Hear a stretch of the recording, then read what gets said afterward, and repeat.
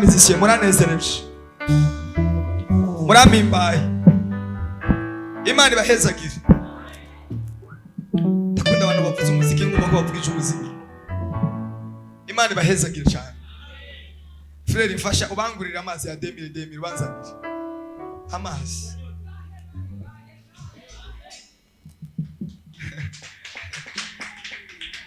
Bagura amazi manini abiri atatu ni batatu. Aminiye ataona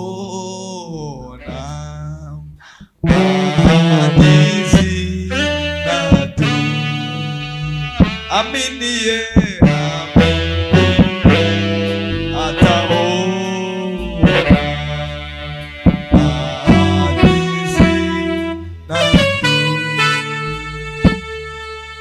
uwizera atabona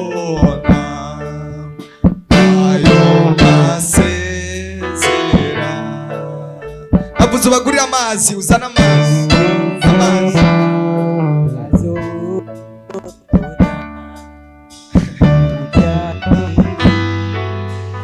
aminiye ataona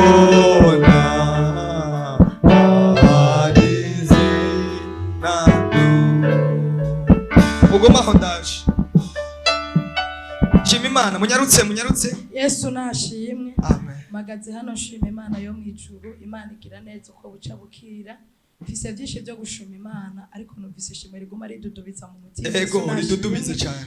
Numva no shima Imana kubw'igikorwa Imana yatanguje muhira. Nukuri nari mfise isezerano ndayimaranye imyaka 6. Yesu nashimwe. Amen. Abamwe bakambwira ngo tukuronderera impapuro ngo ugire igicane ko ndavuga ntoya igihe cy'Imana kirahari. Nta nguvu zanje nzoshira ariko hari umunsi nzisanga isanduku y'Imana iri muhira. Ubu niho ibyagiye. Yesu nashimwe. Twokomera Yesu amashi yazanye isanduku muhiriwe. Yesu nashimwe. Amen. Hano wagera ndondera upapuro nenda rumaranye imyaka 2 nararubitse nabwiye nigikunda ko ntangutse Imana itaratangura kugirane kwikorera yonyene naranarumusubije. Yesu nashimwe. Imana ihabwe icubahiro. Magaze hano rero nshimye Imana yo mwijuru ku munsi wa 4 kandi ngenda babwire ngo narabisengeye. Yesu nashimwe. Haleluya. Nari narabisengeye. Imana ihabwe icubahiro. Rero ku munsi wa 4 twabonye Imana. Imana ihabwe icubahiro. Twabonye Imana twara abantu bake ariko ngira nababwire ngo Yesu nashimwe. Abaje muhira bakiriye agakiza. Haleluya. Yesu nashimwe. Yahitanye abari kwibarabara baborewe baza muhira baratura barakira umwami n'umukiza. Yesu nahimbaga. Rero umva no shima Imana. Imana ica ku mwana w'imyaka 8 papa mugisha muhijambo yaduhaye ijambo ry'ubuhanuzi yaduhaye mu ngoma za 2 ngira ndababwira ngo iryo jambo nararyanditse rizobicibutso muri serire. Imana iduhana umugisha. Amashi menshi ku mwana. Abantu mwese muba kujya gatatu kujya mbere kujya 2 hariho serire yatanguye hano kujya 2. Haleluya. Amen. Haleluya. Amen. Yesu nashimwe. Amen. Amen. Nanje shima Imana ko Imana yongeye kumpa abana banje. Abana biwanje. Uyu ni bukuru, uyu ni butoyi. Ndashima Imana mwungere wacu. Ufise n'amahasa. Uyu ni bukuru, uyu nawe ni butoyi. Iyi niyo fura yanje. Dukomera amashimana aramuhezagi. Ariko ko nongene amahasa ariko gamana niwo mamahasa. Yesu nashimwe. Aba bana banje rero bari baragiye. Bari barabatwaye. Haraho mwungere yampanurira hari yambwira ngo uyu butoyi ko Imana imugiriye neza kandi yagombagira isanganya bamubonge. Rero barahantu mu kigo uwo mumama yabatwaye yambwiye ngo zana abo bana ndabagufatire nawe uje kurondera ubuzima. Hama maze rero gushikino abana arabazuruma arabatwara yarabakwivye arabatwara neza n'ubishakoshi ngiri yahiri ngiye mbona asanga ku kazi kuvejo ndavyirukamo ndavuga ati jewe ko mbonye ikigo murimo jewe ndakomendura abana banje bashikira. Ndashimira Imana rero ari Olivier yarasengeye neza arasengereje aravuga ngo ndakwatuye kumugisha mpaka abo bana ubona aho bari kugira shika aho hantu natanze 15,000. Amashi kuri Yesu. Rero abo bana banje ngiye mbona mbwira ngo tora abana bawe, numva ndiko ndasha tora abana bawe. Umuriro w'Imana utwika bafashe ibyawe nawe mu izina rya Yesu uturire. Rero ambwiye ati sanze Imana usenga by'ukuri urasenga, nagutona kuri umumaraya none ubusanze usenga. Ndavuga ati nanje habwe icubahiro, abana banje waja kubasabisha amafaranga kugira bagufashe uvuga ngo uri ipfuye. Yambwiye ati mbabarira, nagenda ndabatura ko mvuga ngo nta papa na mama bafise. Nkumva rero ndababaye, intimba irandembeje. Navuga ngo muri kino gisagara ca Bujumbura ntuma ngo mwibarabara nabo bagwe mwibarabara, kuko buriya nubwo ndi bubatware muhiri wabo bose nta numwe norokora, bose boca bapfa. Aba bambonye rero bumva barahumuye, bambwiye ngo mpaka tuje kwishengera. Nanje ati mpaka turagenda. Twaje rero amashikuri Yesu yabagaruye, aragahezagirwa, akomeze kubarinda, akomeze kubaba hafi mu izina rya Yesu. Ingo tubasengere, ndabasengere Imana, bahindukize ndabasengere.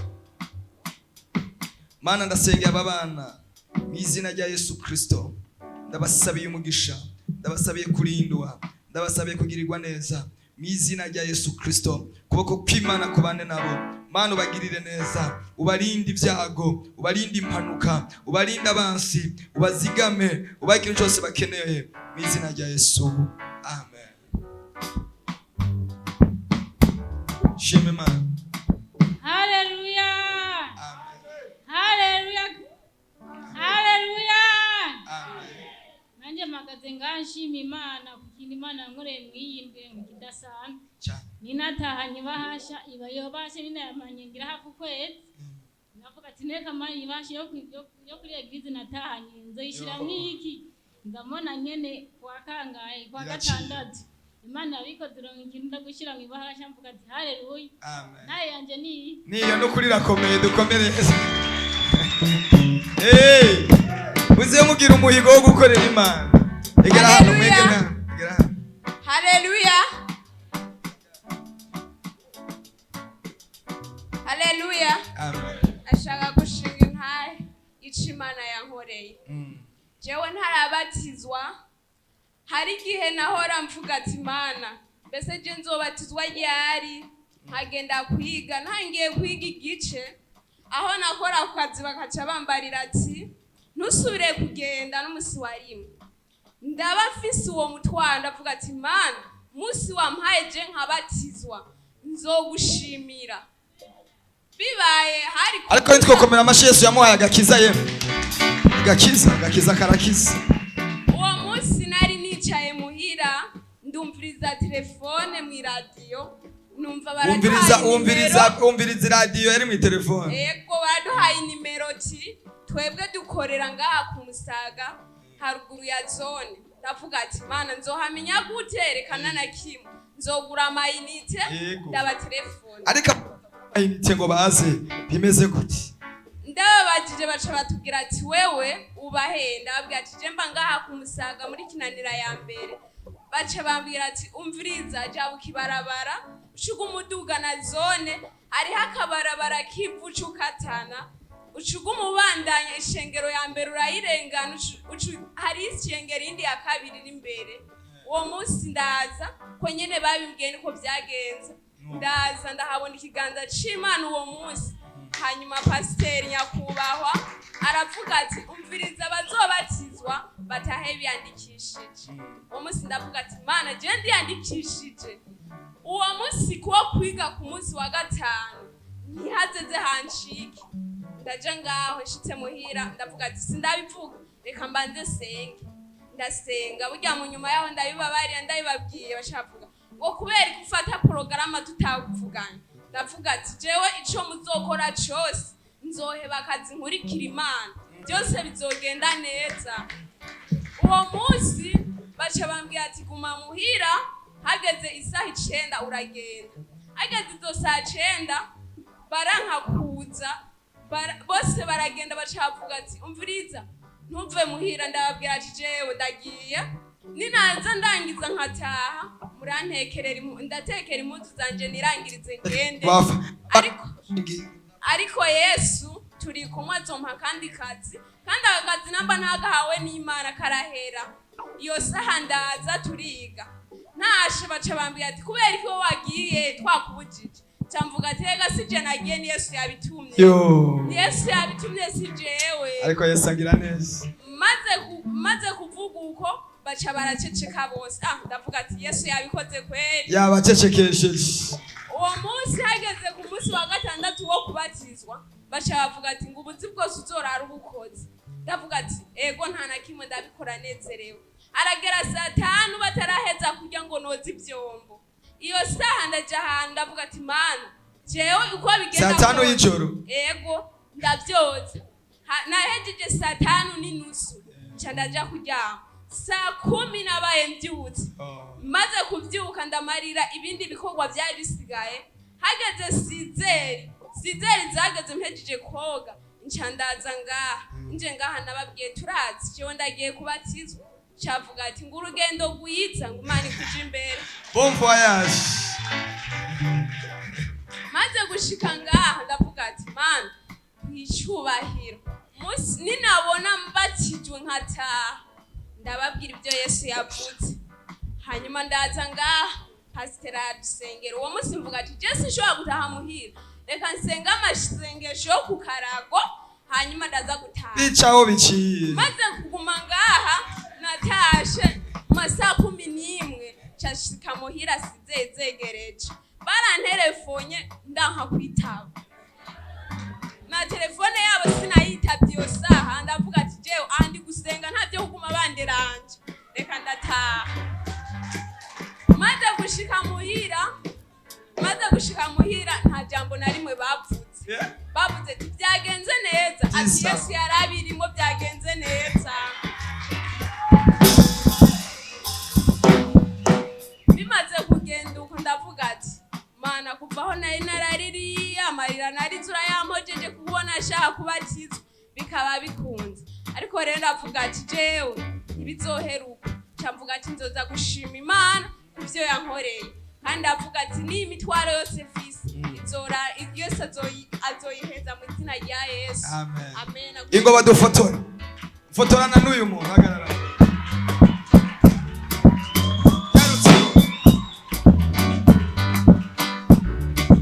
Nyarutsa photograph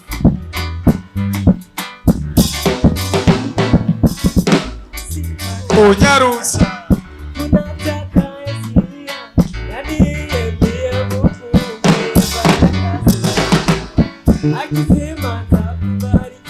unashima Imana Nyarutsa mugeza Imana iguhe umugisha Imana iguconnecte n'ibicaniro bizima mu izina rya Yesu iguconnecte n'umugisha wawe Imana ikuduze ku rundi rugezo mu izina rya nde Haleluya Banda bagore cyane mubanze mu nkomere amashi meshane Imana yacu murakoze Imana ibahezagirane nanje Imana ibahezagirane nanje Yesu nashime cyane ndibuka kuri bonane iheze dutangura uyu mwaka mungere yatubwiye yuko uyu mwaka ari wo kuduga haleluya jewe rero akibitubwira hari gihe ushobora kumva ibintu mugabo kavuga ati ndabyinjiyemo mugabo sindabyinjiyemo neza Yesu nashimwe ubu rero bujya uja kwemera ikintu ari uko watangiye kugira gute kukibona Yesu nahabwe icubahiro mu minsi yeze nafise umutwaro w'amafaranga bantu b'Imana gukora Imana nta gihombo kirimo jewe vraiment Imana yarankoreye akantu kwa Mungu heruka hari umuntu nyene kandi yari umuntu asanzwe nyene nta n'ubucuti buri twadufitaniye nagiye numva mpamagara ngo Abraham ngo ndakugura amazi ateyego ati wowe ukoze n'ukuri burya nagiye mbona anjana hajya hanze imbere y'umuryango ashakura mu isakoshi mbona araharuye amafaranga abati none aya n'amazi yadeye ikindi Yesu nashimwe abati iyi ni kinju yadeye ariko araharuye ndabati kandabe bantu b'Imana mukore kandi ntimugire ubwo wapfa oya utatubeshe utadusondetse yagohanga ndabwije ukuri jewe ayo mazi yanguriye nagiye gutya ndaharura nje sanga ni 100 yego uko n'ukuri kw'Imana naje amafaranga yabonye vraiment naratangaye ndamaze ati none aya ni amazi atego ati none nzoya kwishura mbwira uburyo nzoyishuramwo ntume basi menye ukuntu nzoza ndakuriha kujya ntibizorutera ngo aya ni amazi ndakuguriye. Yesu nahabwe icubahiro. Nukuri vraiment iyo mana muyongere andi. Tuyikomera amashi yo mana yamugiriye amazi y'ibihumbi ijana. Ariko Imana izi gutanga amazi. Yesu nashimwe kandi. Ubunyene meje kumviriza agatelefone kavuga neza cyane. Yesu nahabwe icubahiro. Ahantu nkorera iyo hakurya nabwiye Imana manda bati Imana kure mukwiye kuraba akazu kampindurira. Yesu nashimwe. Merero hajya gusenga ni kwiza kandi gusenga guhindura ibintu. Je ndabwije ukuri maze kuja ku mavi nkasenga. Ejo nagiye numva umuntu andondera ku telefone ambwira ati uri he? Ati ndi kuri Eglise. Twobona na gute? Ndabati jewe undondera sanga kuri Eglise niho mbandi. Ati sawa. Ubu rero nagiye imisi isohotse nagiye numva ari ngaho hanze. Yesu nashimwe. Burya asohotse yambwiye ngo mpa nimero yiwawe ngo burya ngo nayasubone kwa mpezi itariyo ngo burya ngo niyo wayimpaye ngo nabanje kumanisha ngo nibaza ngo siyo. Yesu nashimwe. Hariho abantu Imana ibandikashira kuri wewe rw'amaso kugira ivyo bibanze bitungana. Yesu nashimwe. Ndabwije ukuri nagize gutya uwo muntu acambwa ati none akazi kabonetse, akazi washaka uragakeneye canke ntagukeneye? Ndabati mbonye ari keza no gakora. Yesu nashimwe. Ambwa ati rero urarosa akazi ko muri leta. Yesu nahabwe icubahiro. Mu mpera amashimwe. Muri leta ubu umukozi wa leta. Ivyo ni ibintu vraiment nanje nagezaho numva afashwe n'ikizunguzo nabati jewe nje gukora muri leta. Ndabati sindabyumva neza. Amashi kuri Yesu yamugiriye neza. Yego. Yesu nashimwe cyane. Bwana sifiwe. Yesu nashimwe cyane. Ndamubajije ambwa ati none ako kazi ni kari amajahe ngo naho hepfo muri ville. Yesu nabwe icubahiro. Ndabati nzokora aho nyene muri ville atego. Ati hubwo rero nyimba ubizi neza bibaza ko nta manyanga arimo. Ejo mu gatondo uzosange ahantu ngo badandariza amashugwe sinzi hariya ku mashuri haruguru. Ngo abari uzosanga ati nzo uzoca telefona nzoca ndakweka biro nzoba ndimwo kugira ubonane na deje hama mwumvikane umushahara uzohembwa umva bidakunda urondera kandi nuko vraiment murumva ko Imana iri ku kivi. Ukomere Yesu amashi menshi. Ikomera amashi akwiriye kuko ihaye jewe izoha na wewe izoha nabandi kandi Imana ikomeze kuduhezagira natwe twese. Murakoze mwarahezagira. Amashi ku mwami Yesu Kristo. Imana itegeza gukora ibintu nyene by'ibitangaza kuko turi mu kwezi kw'ibitangaza. Nawe Imana igutangaze mu izina rya Yesu. Imana ishimwe. Imana ishimwe kandi. Amen. Je nukuri naripfuje gushima. Umunsi nza ntabiteguye ndavuga ati Imana nukuri no munsi ndaza kugenda gushima nanje. Imana ishimwe cyane. Cyanda ngomba sanga pastor ntiyaje burya ni waduha umwanya wo gushima Imana. Amen. Abandi babo ntibavyibuka. Amen. Amen. Nukuri je naricaye ahantu ndiko ndibuka. Imana ishimwe cyane. Ndarira nukuri nibutse. Amen. Nukuri je kuva nshitse muri Repentance nagiye Imana yagiye inkorera amadeliverance menshi. Amen. Amen.